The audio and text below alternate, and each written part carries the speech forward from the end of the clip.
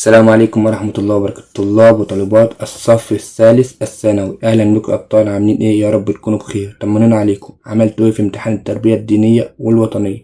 يا رب يكون تعبكم جاي بفايدة وإن شاء الله خير بإذن الله في اللي جاي. فالفيديو ده مهم جدا جدا ليك. أنا جاي أقولك حاجة مهمة جدا جدا ليك. انت دلوقتي في حالة من حالتين، يا اما طالع من الامتحان مطمن ومبسوط، يا اما خارج من الامتحان وانت زعلان وحاسس انك ضيعت درجات الامتحان على الارض. وانا جاي اقولك اللي بيضيع درجات الامتحان مش الامتحان نفسه، لا، هي التصرفات اللي بتحصل بين كل امتحان والتاني، فبتتراكم الدرجات على بعضها البعض تنزل في الارض. فانا جاي اقولك النهارده 5 اخطاء قاتلة بيعملوها طلاب ثانوية عامة بين كل امتحان والتاني، بيخلي مجهود طالب متفوق في الأرض. تابع معايا لذلك ده حلوة. الخطأ الأول عندنا، بس قبل ما نبدأ عندي ملحوظة قد كده: 90% من الناس اللي متابعين القناة مش مشتركين فيها أصلا، فمش هتخسر حاجة لو ضغطت على زر الاشتراك تحت وفعلت الجرس. متنساش تحط لايك للفيديو لو عجبك. الخطأ الأول عندنا هو خطأ مراجعة الإجابات بعد الامتحان. معظم الطلاب بيطلعوا من الامتحان يلاقوا فيه تجمع طلاب من 5 ل6 طلاب بيراجعوا الامتحان مع بعض. السؤال الأول عملته ب ولا ج؟ طب التاني ألف ولا د؟ طب والتالت ج ولا ألف؟ ده كله ملوش ريحة اللازمة. سواء انت عملت الإجابة صح أو عملتها غلط عمرك ما هتعرف تغيرها، ومراجعة الامتحان دي عمرها ما هتأثر بنسبة 1% على أدائك في الامتحان. ده بالعكس، ده هتأثر على ضغطك النفسي وصحتك النفسية في امتحاناتك الجاية. يعني انت لو حل الامتحان كله صح ومعظم زمايلك حلينه غلط، فانت هتشك في نفسك ان انت حالل غلط، وهتأثر على أدائك في امتحاناتك الجاية. فبلاش مراجعة امتحان. تاني غلطة عندنا هو حساب درجات الامتحان بعد كل امتحان. في ناس بعد ما بتخلص الامتحان بتروح تبحث على اليوتيوب على حل امتحان الفيزياء مثلا، تروح تقارن الإجابات الصحيحة بإجابتها في الامتحان، وفي الآخر يطلع عنده 15 درجة 16 درجة، ويقول لك أنا نقصت 16 درجة في الأحياء و15 في الكيمياء و10 في الفيزياء، أنا كده مش هدخل الكلية اللي أهلي عايزينها ولا هدخل الكلية اللي أنا عايزها. طب ليه تعمل ده كله؟ أنت كده بقيت فاقد للشغف. ده كله ليه؟ علشان رحت حسبت درجات الامتحان كل شوية. ليه يا عم؟ ليه ما تسيبهاش على ربنا؟ ربنا دايما شايف احسن منك وشايف لك الافضل، دايما شايف لك الافضل، عارف وحاسس بجهدك طول السنة. ليه دايما بتحسب درجات الامتحان؟ اعرف حاجة واحدة، ان ثانوية عامة عبارة عن سيناريو طويل، عمرك ما هتاخد الكاس من دور المجموعات. الغلطة التالتة عندنا، وخد بالك، هي متابعة الاشاعات. في ناس بقى ايه بتحب ايه الاشاعات والكلام الفارغ ده. بص، الامتحان الفيزياء كان جاي صعب النهارده، ده بقول لك ده مستحيل هنحله في 3 ساعات ازاي. فاكر امتحان العربي تلت التسعة كام؟ كلمة تتلظلظ. يعني ايه تتلظلظ؟ ايه الكلام ده كله يا عم؟ طب ليه؟ طب انت ليه شاغل دماغك بالكلام ده كله؟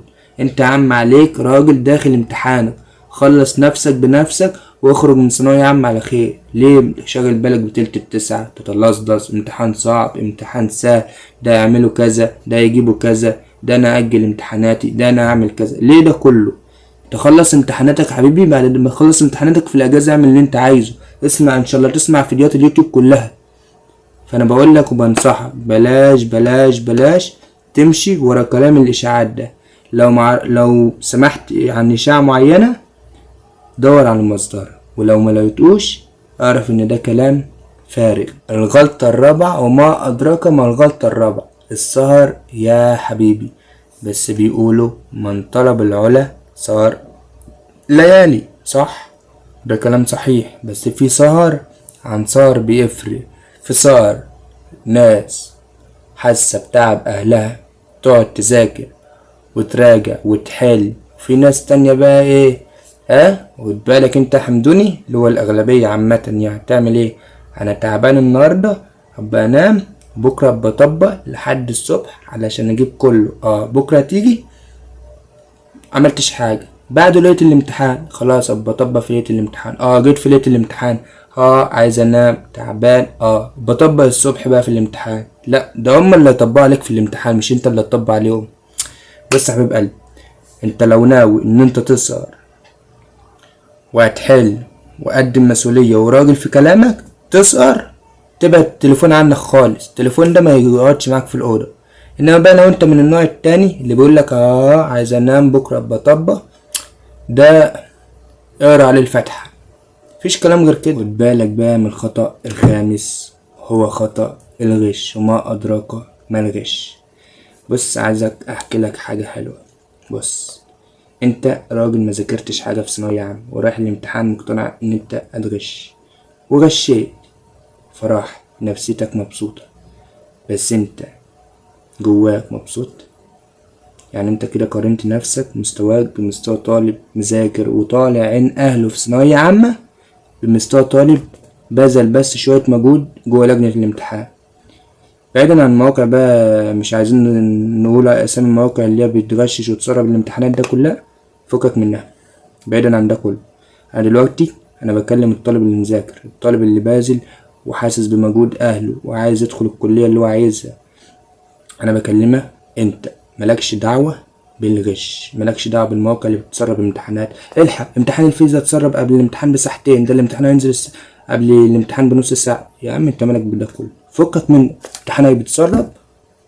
الامتحان بيتسرب على مواقع، وبتدفع فلوس علشان تاخده، تدفع فلوس عشان تاخده. بعد ما تسرب الامتحان ايه اللي حصل؟ ولا حاجة. ضميرك هيأنبك. فانا بقول لك مالكش دعوه بتسريب الامتحانات. انت مذاكر، راجل مذاكر وحاسس ان انت لم المنهج ده كله، مالكش دعوه بحد يسربه يا عم، يولعه في اللي يولعه فيه. انا ماليش دعوه بحد، انا حل اللي انا عارفه، ماليش دعوه بتسريبات والكلام ده كله. ليك فاكر حديث الرسول صلى الله عليه وسلم: من غشنا فليس منا. على بقى خليني احكي لك قصه قصيره كده. تقريبا كل سنة في ناس بتطلع من أول امتحان مقتنعين إنهم انتهوا تماما، يعني إنهم بص تقريبا هيجيبوا دور تاني في أول امتحان ده. وبعد الشهور بتعدي، بيجي النتيجة، بيشوفوا النتيجة، بيلاقوا نفسهم 97 98 من أوائل الثانوية العامة. سبحان الله. طب ايه اللي حصل؟ ده طالع متوتر من الامتحان، طالع شاكك في نفسه إن هو حل الغلط، ده طالع كذا كذا كذا. تعرف ليه؟ ده كله معناه حاجة واحدة، ان ربنا ما بيضيعش تعب حد. ربنا عمره ما يدخل حد كلية عالية او بمجموع عالي وهو ما ذاكرش، هو ما اجتهدش، هو ما عملش اللي عليه. حتى لو نفترض ان مثلا واحد ما ذاكرش دخل كلية طب، هتدخل كلية طب تعمل ايه؟ انت ما ذاكرتش، انت دخلت على حساب غيرك، مش هتفهم حاجة، هتطلع منها تاني وهتاخد شهادة ثانوية ومش هتفهم اي حاجة، اكنك ما اتعلمتش. في ناس تانية بتتعب يا عيني وفعلا فعلا فعلا ما بتجيبش كل اللي هي عايزاه، بما ان هي تعبت طول السنة، بس ربنا شايف مجهودهم ده هينفعهم في كلية احسن. فبص، ربنا مبيضيعش تعب حد.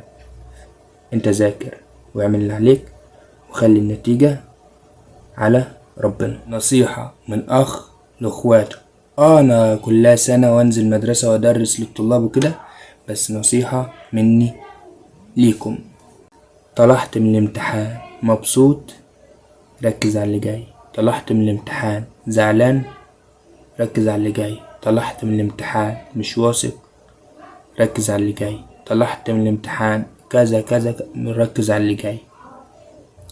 ممنوع تراجع امتحان بعد ما تطلع من اللجنة، ممنوع تراجع اجاباتك على اليوتيوب، ممنوع ممنوع ممنوع. الاشاعات وفكك من الاشاعات.